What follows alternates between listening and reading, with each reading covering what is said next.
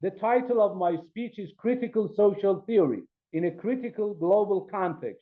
Critical social theory provides a framework for analyzing and challenging power dynamics and social inequalities within a global context. It is a multifaceted theoretical tradition with roots in diverse critical schools and drawing upon various intellectual currents such as Marxism, post-structuralism, third worldism, feminism, and post-colonial theory. It aims not only to understand the world, but also to transform it, emphasizing the need for social emancipation. What are the core tenets of critical social theory? We can mention few of them. Focus on power and domination, critique of ideology, emphasis on reflexivity, rejection of positivism, commitment to emancipation. Within a global world, critical social theory is particularly relevant as it provides tools for analyzing the complex challenges of the 21st century. These include global capitalism. Critical social theory critically examines the workings of global capitalism, including its impacts on labor, environmental degradation, and the widening gap between the rich and the poor. Imperialism and neocolonialism. Critical social theory analyzes the ongoing legacies of colonialism and imperialism, focusing on the power dynamics between the global north and the global south and the perpetuation of unequal relationships. Globalization and its discontents. Critical social theory also explores the effects of globalization on various social formations, including nation states, cultural identities, and social movements. Migration and displacement. Critical social theory addresses the rise in migration and forced displacement, analyzing the causes of these phenomena, the experiences of migrants and refugees, and the challenges of integration and social justice. Environmental crisis. Critical social theory also offers critical perspective on the ecological crisis, highlighting the links between capitalism, environmental degradation, and social inequalities. Digital technology and surveillance. Another field that critical social theory could work very well is the impact of digital technologies on power relations, privacy, and social control. Intersectionality. Critical social theory recognizes the interconnectedness of various forms of opposition, such as race, class, gender, sexuality, and disability, emphasizing the need for intersectional analysis. And also, through critical social theory perspective, we can look at war industries. Key theoretical frameworks and scholars. If here I just try to mention few of them because the list is very long. I'm not going to bother you with all of that. Frankfurt School, for example, thinkers and social theorists such as Marx, Horkheimer, Theodor Adorno, Herbert Marcuse. Post-colonial theory, for example, Edward Said, Spivak, Homi Bhabha, Ali Shariati, Sayyid Hussein Al-Attas, Jalal Al-Ahmad. Feminist theory, Judith Butler, Bell Hooks, Patricia Hill Collins. Post-structuralism, Michel Foucault, Derrida.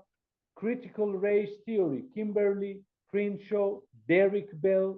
And global south, Allame Jafari, Allame Tabatabai, Taligani, and etc. These are people and schools where we can take inspiration. There are, of course, challenges and debates when we talk about critical social theory. Critical social theory is not without its criticism. Some common critiques include as follows. Abstraction. What do we mean by abstraction? Critiques argue that critical social theory can sometimes be too abstract and detached from the lived experiences of those it aims to help. Another critique is relativism.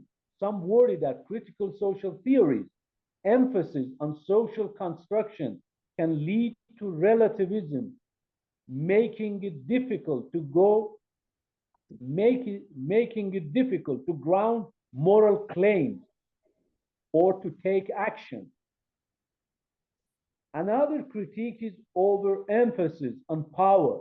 Some argue that critical social theory overemphasizes the role of power, neglecting the agency and resilience of individuals and communities. Despite these challenges, critical social theory and critical social theories remains a vital and evolving theoretical tradition.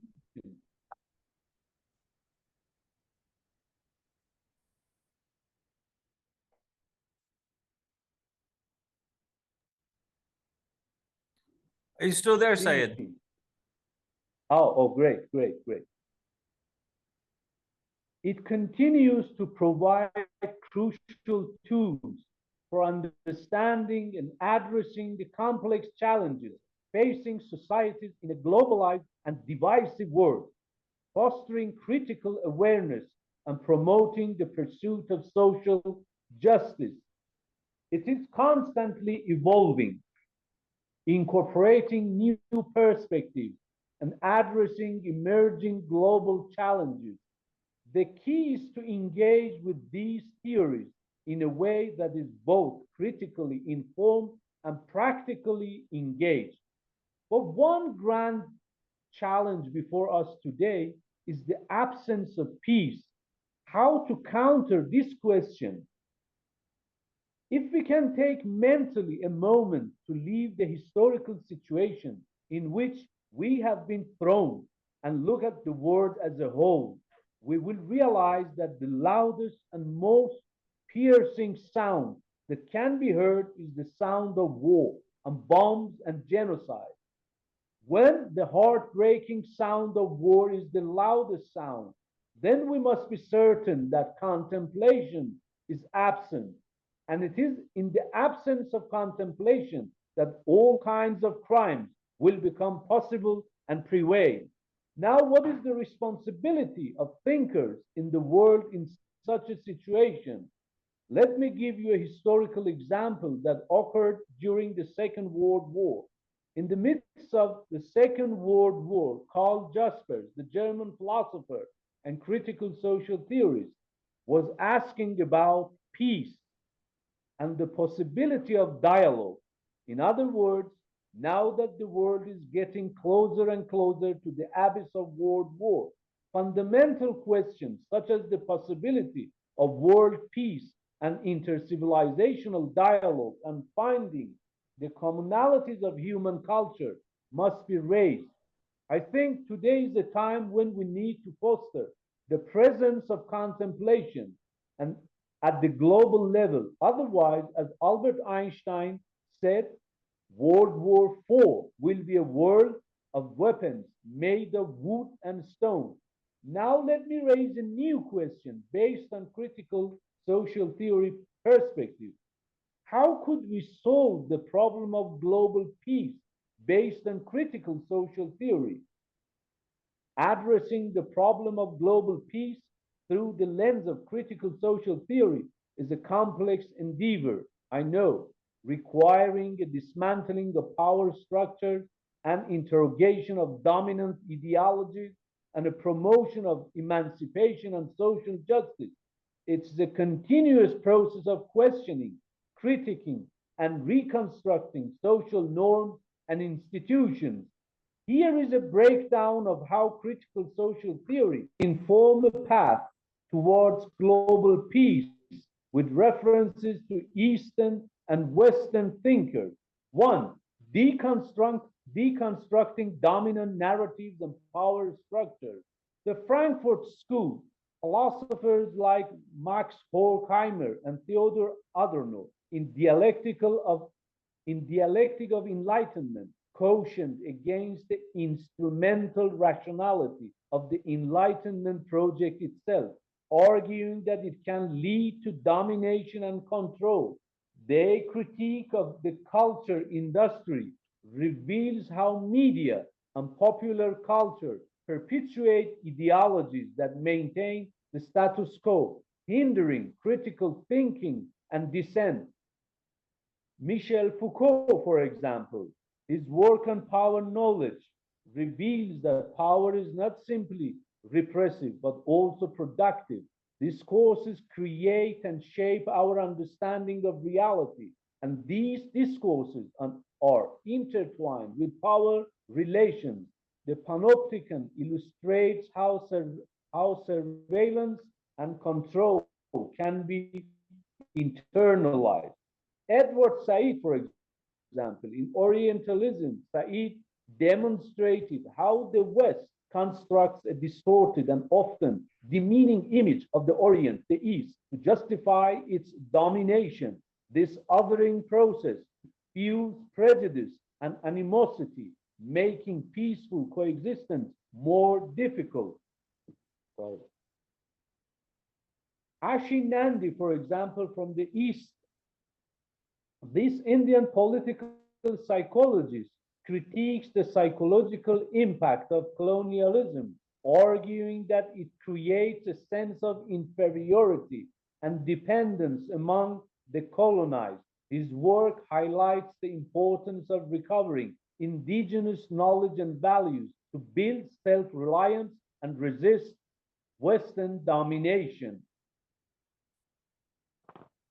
The second issue is emancipation and social justice. For example, Bell Hooks, a prominent feminist scholar, Hooks highlights the interconnectedness of various forms of oppression, including racism, sexism, and classicism. Her work emphasizes the importance of intersectionality in understanding social injustices and promoting solidarity, global solidarity. From the East, again, we have Amartya Sen, this Indian economist. This Indian economist and philosopher argues that development should be understood as expanding people's capabilities, their freedom and ability to choose the kind of life they want to live. He emphasizes the importance of education, healthcare, and other social services in empowering individuals and promoting social justice.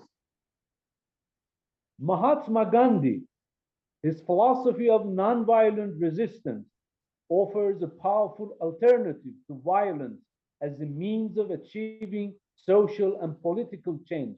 He emphasized the importance of truth, love, self-suffering in overcoming oppression. How can we apply it to peace through the critical social theory perspective?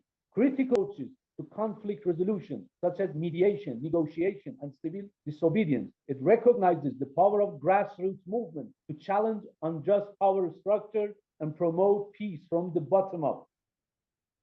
What are the key principles of critical social theory informed approach to global peace? One, critical reflexivity, continuously questioning our own assumptions, biases, and positions of privilege. Two, historical consciousness, understanding the historical roots of conflict and inequality. Three, emancipation as a goal, striving to free individuals and groups from oppression and domination. Four, social justice as a foundation, building a world where all people have equal opportunities and access to resources. Five, dialogue and participation, creating spaces for open and inclusive communication and decision making. Six, respect for cultural diversity, recognizing the value of different perspectives and ways of life.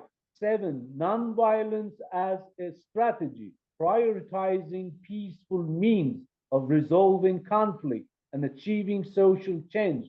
8.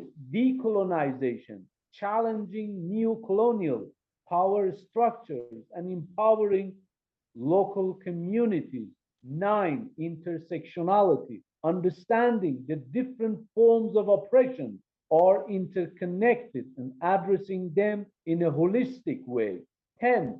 Practical action, translating critical analysis into concrete actions for social change. Challenges and limitations. Of course, as a critical social theory, we should realize our limitations as well, such as utopianism. What do we mean by utopianism? Critical social theories focus on emancipation can sometimes be seen as unrealistic and overly idealistic. Relativism. Critiques argue that critical social theory can lead to relativism, yes, where all perspectives are seen as equally valid, making it difficult to establish universal moral principles. Implementation, translating critical social theory's theoretical insights into practical policies and programs can be challenging, especially in complex and conflict ridden environments. Western bias, Eastern bias, Northern bias, Southern bias, cognitive bias, even with efforts to incorporate all perspectives, critical social theory remains heavily influenced by Western intellectual tradition, but we should try to expand our understanding and our horizon. And this is what we are doing at the Institute of Critical Social Theory since 2019.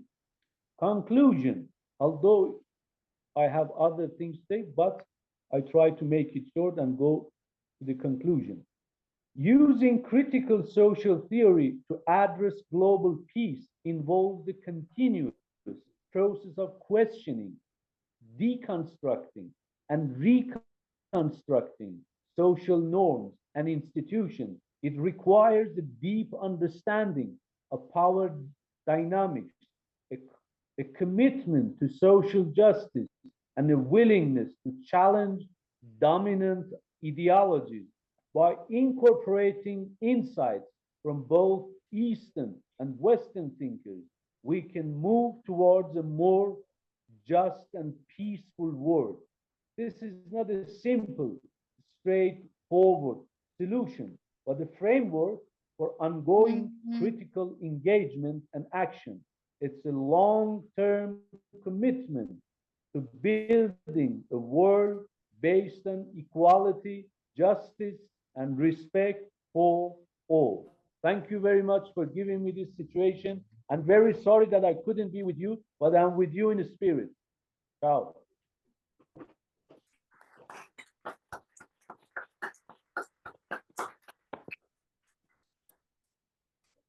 All right.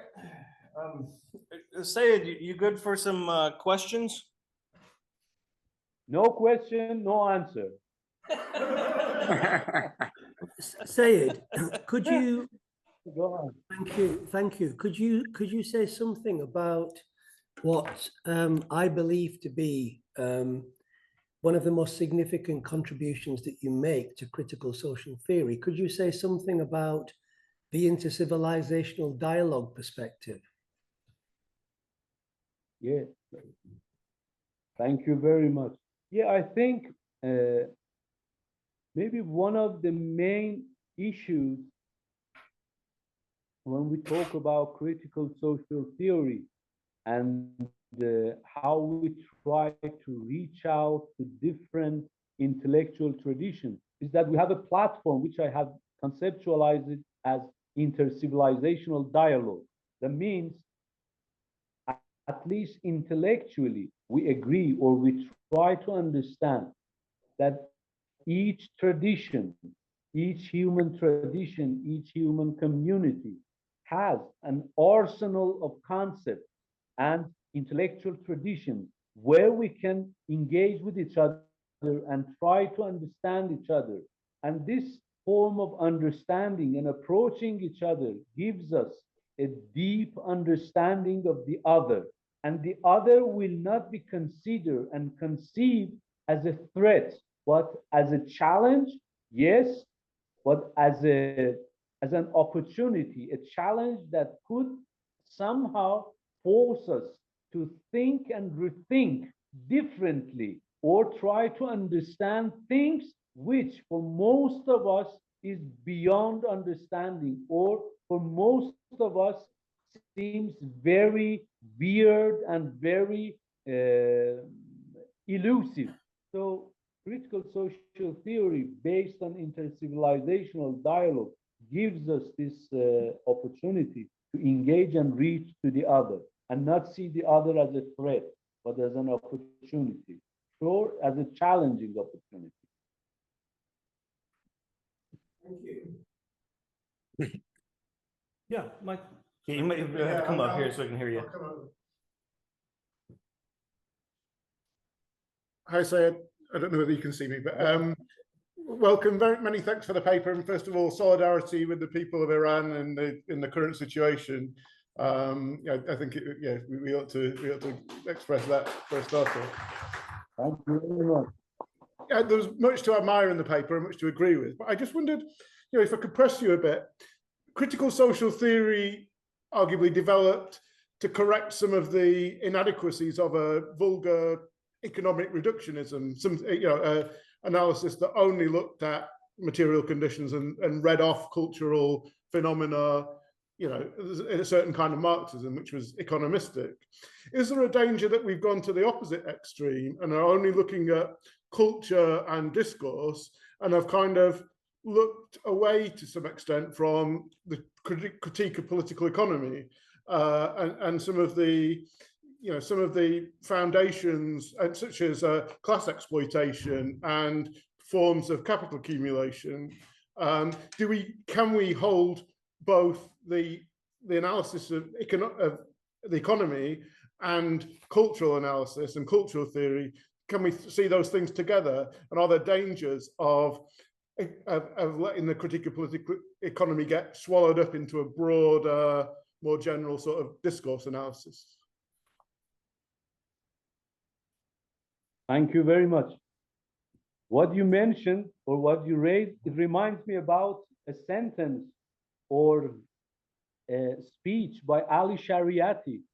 Once they asked him, are you a Marxist or are you a Weberian?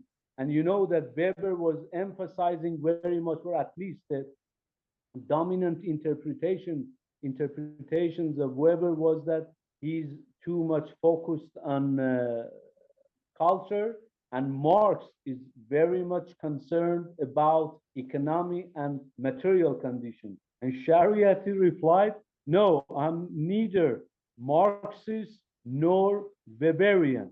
Then they asked him, okay, what are you? He said, I am Marx Weberian.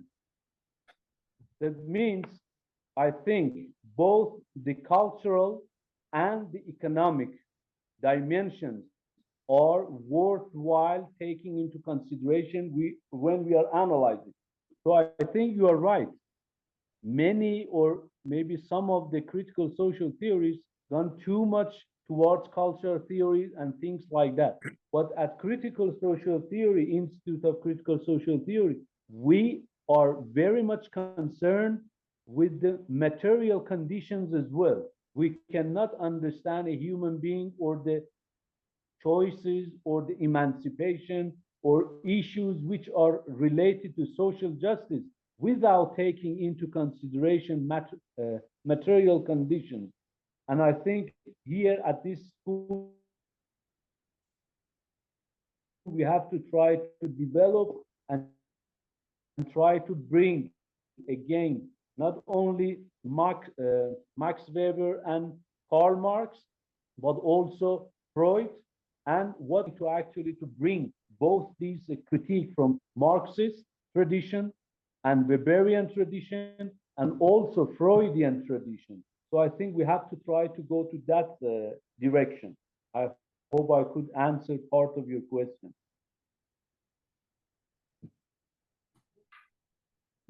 Question, Karen?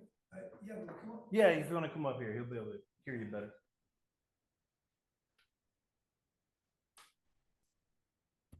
Thank you, Seyed. Excellent presentation. Apologies that this is a little jumbled, but it kind of relates to Michael's comment. But first of all, I think what you said about intercivilizational dialogue is really key. You know, kind of going against the kind of supposed incommensurability of different cultures. This is absolutely important. I wonder if you could say a little more about maybe the practical forms for this, because I think that it is so important.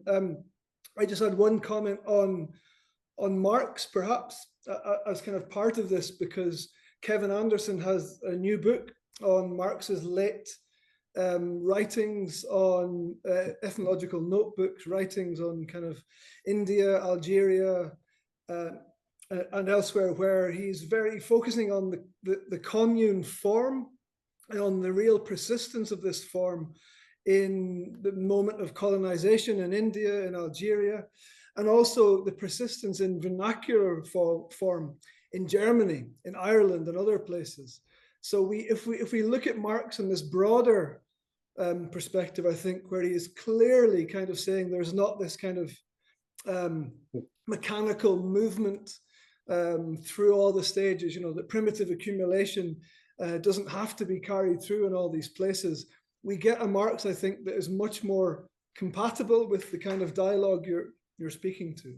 Yeah, if you could say something on that too, that would be great. Yeah. I think you are right. Actually, this comment you brought up reminds me about the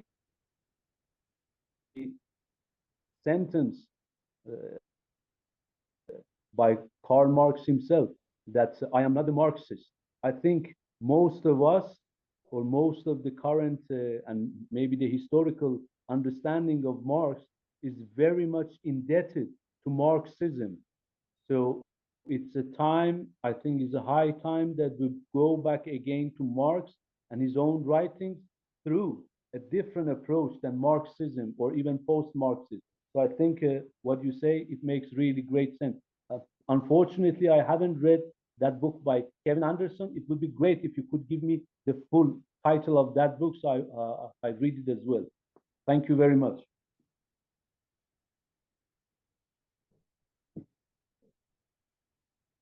Any other question or interrogation? He loves being interrogated.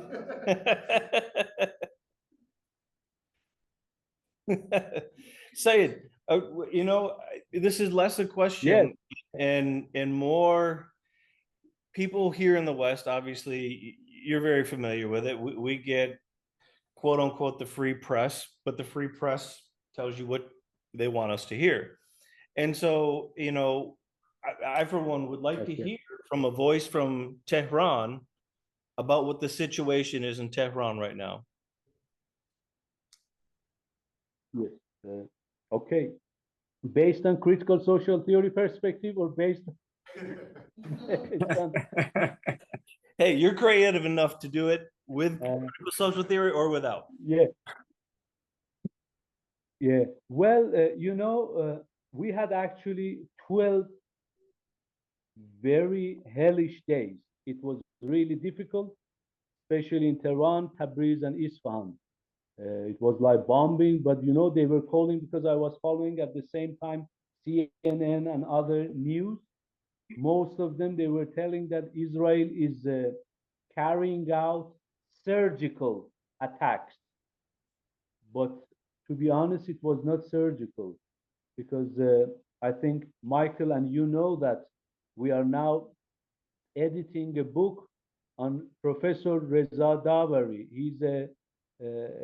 He's an Iranian philosopher. He lost his nephew, and entire family of his nephew were killed during this 12 days war.